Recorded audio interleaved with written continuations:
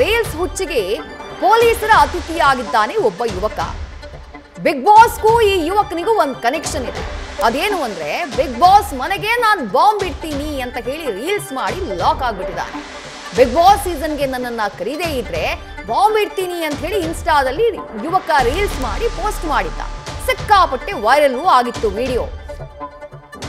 ಆದ್ರೆ video viral ಆಗ್ತಾ ಇದ್ದ ಹಾಗೆ ಪೊಲೀಸರು ರೀಲ್ಸ್ ರಾಜ್ನ ವಿರುದ್ಧ ಕ್ರಮವನ್ನ ತೆಗೆದುಕೊಂಡಿದ್ದಾರೆ. ಕುಂಬಳಗೋಡು ಠಾಣೆ ಪೊಲೀಸರು ಆರೋಪಿಯನ್ನ ಬಂಧಿಸಿದ್ದಾರೆ. ಜೊತೆಗೆ ರೀಲ್ಸ್ ರಾಜನಿಗೆ ಆತನದ್ದೇ ಭಾಷೆಯಲ್ಲಿ ಉತ್ತರ ಕೊಟ್ಟಿದ್ದಾರೆ.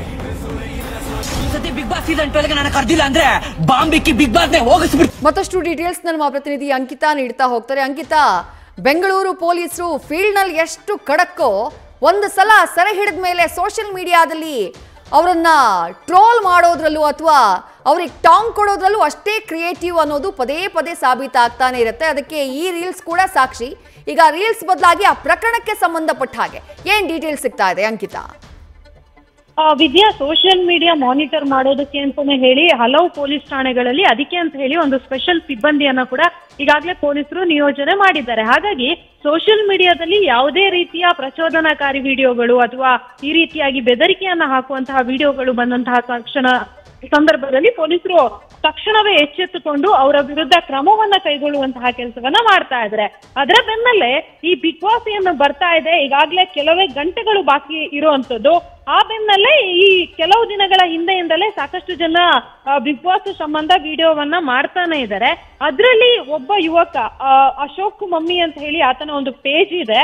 ಸೊ ಅದರಿಂದ ಒಂದು ವಿಡಿಯೋವನ್ನ ಪೋಸ್ಟ್ ಮಾಡ್ತಾನೆ. ಅಂದ್ರೆ ನನ್ನನ್ನ ಬಿಗ್ ಬಾಸ್ಗೆ ಕರೆಸ್ಕೊಂಡಿಲ್ಲ ಅಂತಂದ್ರೆ ಬಿಗ್ ಬಾಸ್ ಅನ್ನ ನಾನು ಬ್ಲಾಸ್ಟ್ ಮಾಡ್ತೀನಿ ಅನ್ನೋ ರೀತಿಯಲ್ಲಿ, ಅಂದ್ರೆ ಬಾಂಬ್ ಇಡ್ತೀನಿ ಅನ್ನೋ ರೀತಿಯಲ್ಲಿ ಆತ ವಿಡಿಯೋವನ್ನ ಮಾಡ್ತಾನೆ. ಇದು ಸಾಮಾಜಿಕ ಜಾಲತಾಣದಲ್ಲಿ ಸಖತ್ ವೈರಲ್ ಕೂಡ ಆಗಿರುತ್ತೆ. ಆದ್ರೆ ಈತ ವಿಡಿಯೋ ಮಾಡಿದ್ದನ್ನ ನೋಡಿ ಸಾಕಷ್ಟು ಜನ ಅದಕ್ಕೆ ರಿಯಾಕ್ಟ್ ಕೂಡ ಮಾಡಿದ್ರು. ಅಂದ್ರೆ ಈ ರೀತಿಯಾಗಿ ವಿಡಿಯೋ ಮಾಡಿದ್ರೆ ಇದು ಜನರಿಗೆ ಯಾವ ರೀತಿಯ ಮೆಸೇಜ್ ಹೋಗುತ್ತೆ, ಜೊತೆಗೆ ಕಾನೂನಿನ ಭಯವೇ ಇಲ್ಲದ ರೀತಿಯಲ್ಲಿ ಇವರು ಒಂದು ಈ ರೀತಿಯಾಗಿ ವಿಡಿಯೋವನ್ನ ಮಾಡ್ತಾ ಇದ್ರು. ಅದನ್ನ ನೋಡಿ ಮತ್ತೊಂದಷ್ಟು ಜನ ಪ್ರೇರೇಪಣೆಗೊಂಡು ವಿಡಿಯೋ ಮಾಡುವಂತಹ ಸಾಧ್ಯತೆ ಕೂಡ ಇರುತ್ತೆ.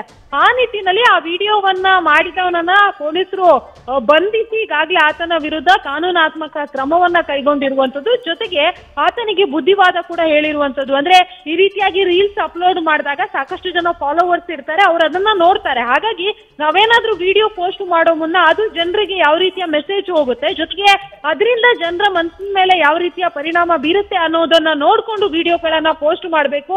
ಈ ರೀತಿಯ ಬೆದರಿಕೆಗೆ ವಿಡಿಯೋಗಳನ್ನ ಪೋಸ್ಟ್ ಮಾಡಿದ್ರೆ ಅವರ ವಿರುದ್ಧ ಕ್ರಮವನ್ನ ಕೈಗೊಳ್ತೀವಿ ಅನ್ನೋ ಎಚ್ಚರಿಕೆಯನ್ನ ಈಗಾಗಲೇ ಆ ಯುವಕನ ಮೂಲಕ ಪೊಲೀಸರು ಕೊಟ್ಟಿರುವಂತದ್ದು.